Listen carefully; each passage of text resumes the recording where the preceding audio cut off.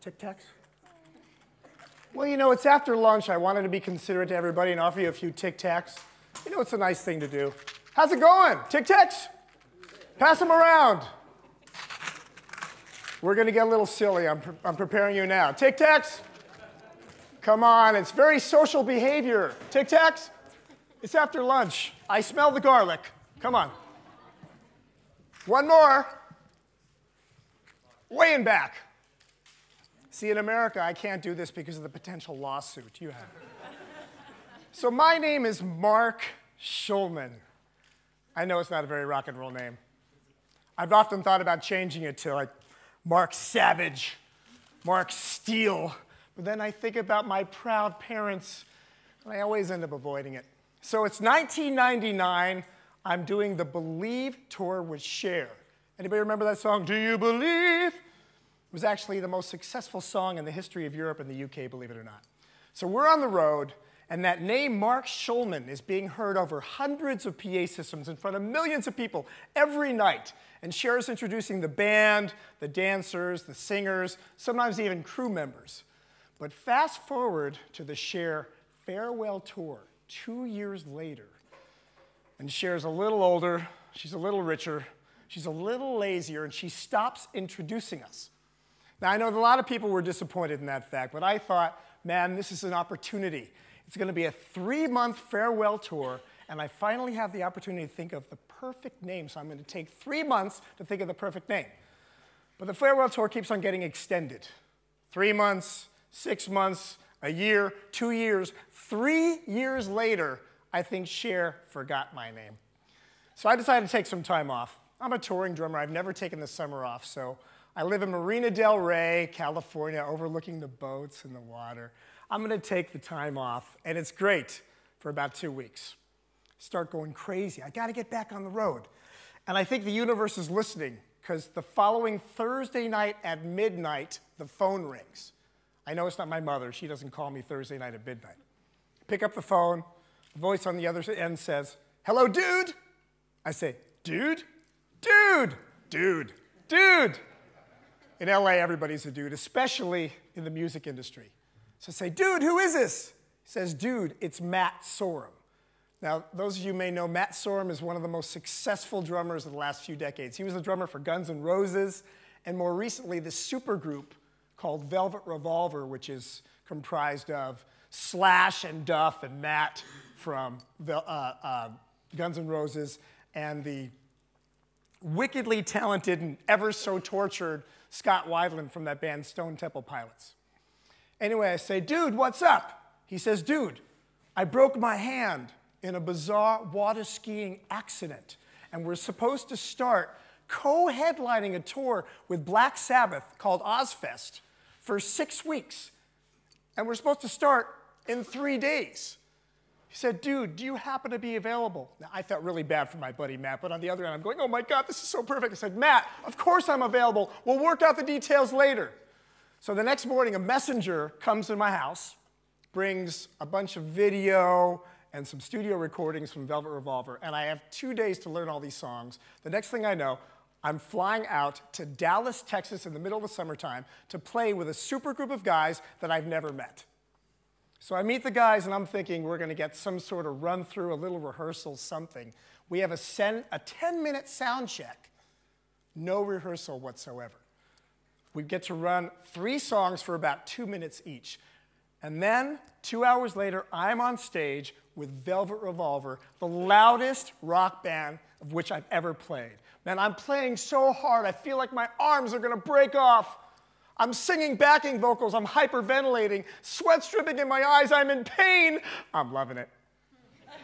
And then I remember the name. How's the name Mark Schulman gonna go over in front of 20,000 hard rock, heavy metal fans all going, "Dude"? Sure enough, Scott Weiland grabs the microphone in the middle of the set. Now, a little side note about Scott. This dude is powerful. He's like a 70s throwback. He's got like the energy of Mick Jagger, and he's got the command of Bono. He's got his shirt off. I don't think he eats. He's got veins coming up his stomach. I don't think he's ever seen the sun. He's white. He's like a cross between like Bono and Jagger and say Dracula. And he grabs the microphone and he says, "Ladies and gentlemen, our drummer, our brother, Matt Sorum, couldn't be here with us today because he broke his hand in a bizarre water skiing accident. But we have a dear friend of ours substituting for him."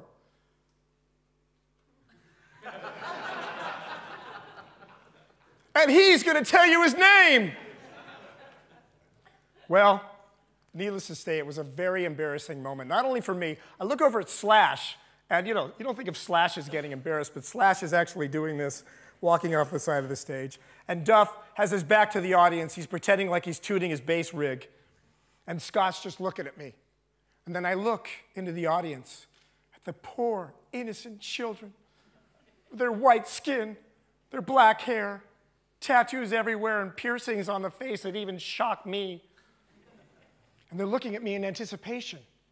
And that's the moment when I had this immediate attitude shift. I said, "Oh, my Lord, this is my opportunity. I can reinvent myself right now." So there I am, standing behind the drum set. And I grab the microphone. "Ladies and gentlemen, my name is..." And then it occurs to me, all this attention about my name doesn't even matter.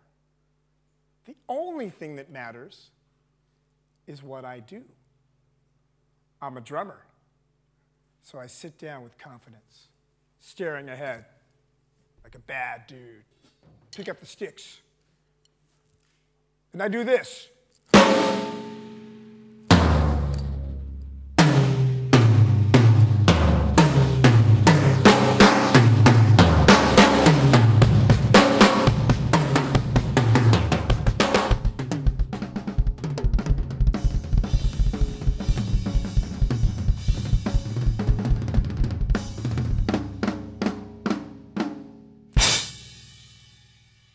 Throw my sticks in the audience.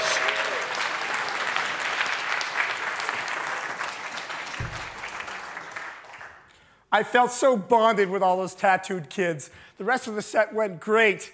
I don't really remember it because I think I passed out at the end. But after we were done, we go out to the tour bus, and I'm feeling like a member of the band. And the tour bus is kind of parked behind the stage outside of the grounds. So there are all these fans just surrounding the tour bus. They just want autographs. So I'm signing autographs, and I realize nobody knows my name, so they're calling me Dude. And I look up about where you are, sir, and I see him. He's about 2 meters tall, 6'5" translation. He's about this wide. He's got his shirt off. He's got tattoos all over his body, his neck. He's bald. He has tattoos on his head. He is the meanest looking dude I've ever seen in my life. He makes all these other kids look like little angels. And he's staring right at me. And he's not smiling. My palms start to sweat. Just trying to be cool. An animal senses fear. You got to be really cool. Will you stand up and be here? Would you mind? I got 2 guys that want to do it. Okay. We're going to have to sort of improvise. I'm going to come out to you. So I keep on signing autographs. He's getting closer and closer. He's not staring at Duff. He's not staring at Scott. He's not staring at Slash. He's staring right at me. There's no security anywhere. I'm thinking, well, this is a good way to die. And he comes right up to me, staring. I'm keeping eye contact because I know if I break eye contact, he could break my neck with one hand. And in the lowest demonic voice, he says, "Dude, I don't even know your name." And I just think to myself, I just made the biggest mistake of my life. I should have told him my name. But then he says, "But that doesn't matter. All I can tell you is, I love your attitude." And he puts his fist down, touches my fist, and he walks away, too cool to even ask for an autograph. And that was the moment in my life that I realized it's all about attitude. That was the cue, by the way.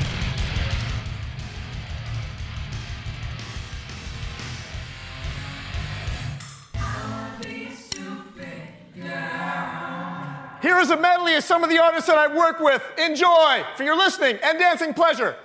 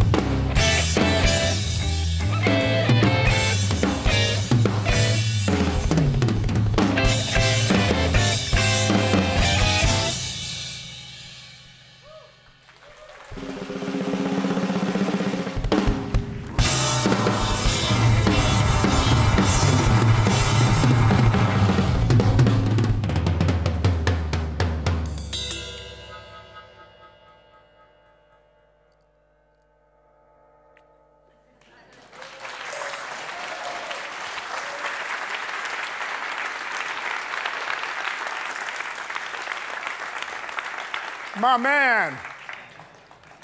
So attitude. Attitude is what shapes your behavior. Behavior is what determines what happens in your life, the outcomes, the consequences.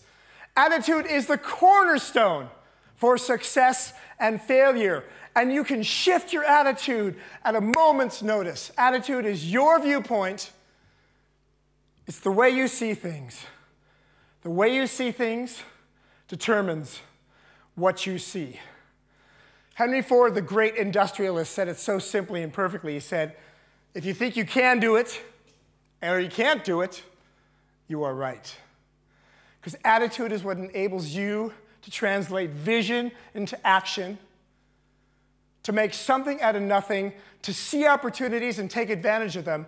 And attitude is contagious. It's so contagious that you are responsible for whether you support or undermine your team and your family based on the attitude you choose. So use it widely and use it wisely. Attitude is powerful. So I got a question for you. Who here in this conference, gamers, who here thinks they've got no musical talent whatsoever? I guess we got some gifted people. Come on, raise your hands high, proudly. Okay, so who of you are willing to shift your attitude about that right now? Okay, I think we've got one candidate.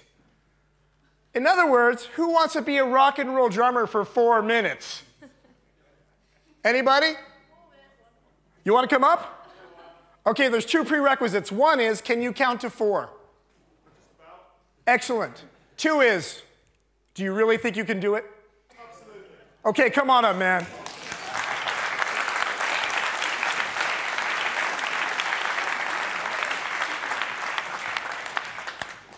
Oh, so I'm dying. No. What's your name? Stuart. Stuart what? Smith. Stuart Smith. See, that's infinitely. Roll, that's already a rock and roll name, man. It's a lot cooler than Mark Schulman. Come on up. You're steps ahead of me. Okay, brother, are you ready? This is great. So you need to count to 4. You will be playing a Pink song in 4 minutes, guaranteed. Have a seat. Okay, the stick. Sit down. Okay. Sit down. Okay. Yeah. The stick is just an extension of your hand. Turn your hand over, put it there. You grab it like that. That's beautiful. And what you're doing, the motion with the stick is like throwing a ball. Okay. Americans love to throw balls, I know. You guys like to kick them. I get that. No, go cricket. No, with cricket, you're throwing balls. Okay, so can you count to 4? 1, 2, okay. 3. And then 4. Nicely done. 4, okay, perfect. So it's 1, 2, 3, 4. 1, 2, 3, 4. Keep counting. 1, 2, 3, 4. 1, 2, 3. Okay, keep counting. While you're counting, I'm going to tell you what you're going to be doing here. Cool. The right hand, this is called a ride cymbal. It's going to play all the beats. 4. 1, 2, 3, play. 1, 2. You can touch it now. 4. 1, 2, 3, 4. 1, 2, 3, 4. 1. Stuart, you are absolutely brilliant. 4. 1, 2, 3, and stop. That's perfect. This is called a bass drum, or in the industry we call it a kick drum because you're kicking it. The kick drum is going to play on the following numbers, 1 and 3. Okay. So it's 1, 2, 3, 4.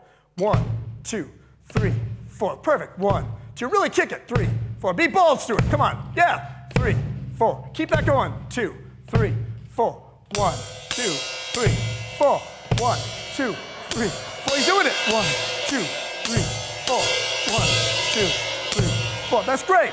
Perfect.